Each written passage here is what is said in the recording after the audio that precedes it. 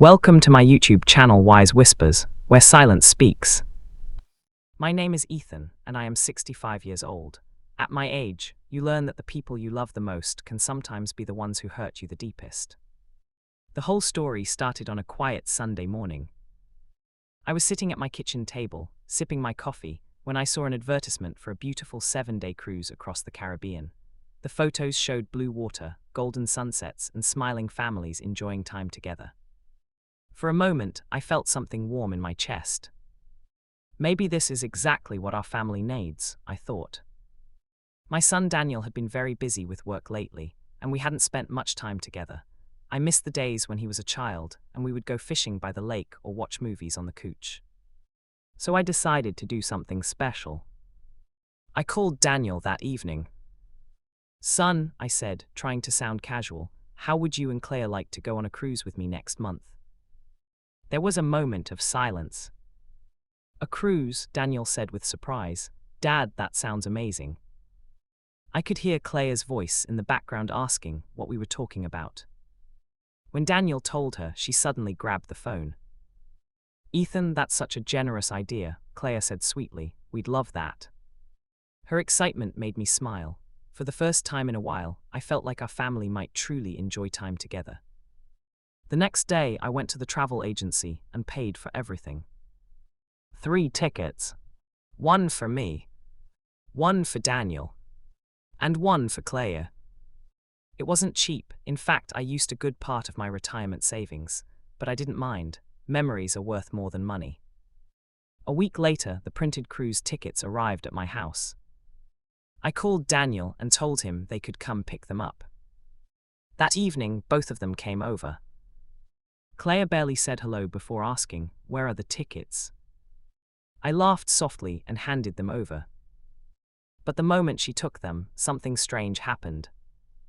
She looked at the names on the tickets and smiled, not warmly, but almost proudly. "Well," she said casually, "Daniel and I will pack our bags soon." I frowned slightly. "And me?" I asked with a small laugh. Claire shrugged. "Oh, Ethan, I thought this was obvious." Daniel looked uncomfortable, staring at the floor.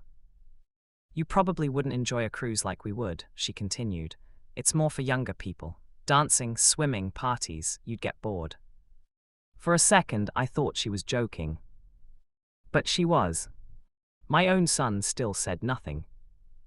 It felt like someone had quietly placed a heavy stone on my chest. "I paid for this trip so we could spend time together," I said slowly. Claire sighed as if I were being unreasonable. "Yes, and we appreciate it. Really, but you've already traveled enough in your life, right? Let us enjoy this one." Daniel finally spoke, but his voice was weak. "Dad, maybe it's not a bad idea. You can relax at home." Relax at home. Those 4 words hurt more than anything Claire had said. For a moment, I simply looked at the tickets in her hands. Then something inside me changed. I stood up quietly. "You know what?" I said calmly. "You're right." Claire smiled, clearly satisfied. "I knew you understand." But she didn't. Because I walked to the phone on my table and dialed the cruise company. Claire's smile slowly disappeared. "What are you doing?" she asked. I put the phone on speaker. "Yes," I told the customer service agent. "My name is Ethan Carter. I booked 3 cruise tickets last week. I'd like to cancel them." Claire's eyes widened. "You can't do that," she snapped. The agent on the phone said politely, "Of course, sir. Your booking qualifies for a full refund." Daniel looked shocked. "Dad, wait." But it was too late. The cancellation was confirmed. The room went silent. Claire stared at me like I had just ruined her entire world. "Why would you do that?" she demanded angrily. I looked at both of them calmly.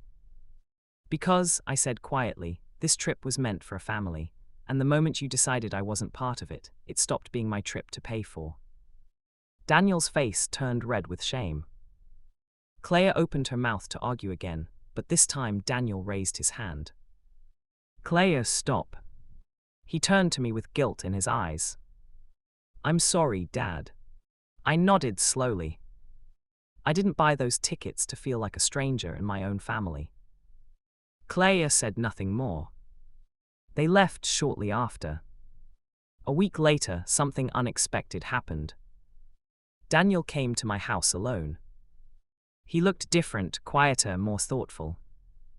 "Dad," he said, sitting across from me at the kitchen table, "I should have stood up for you." I didn't say anything. He continued.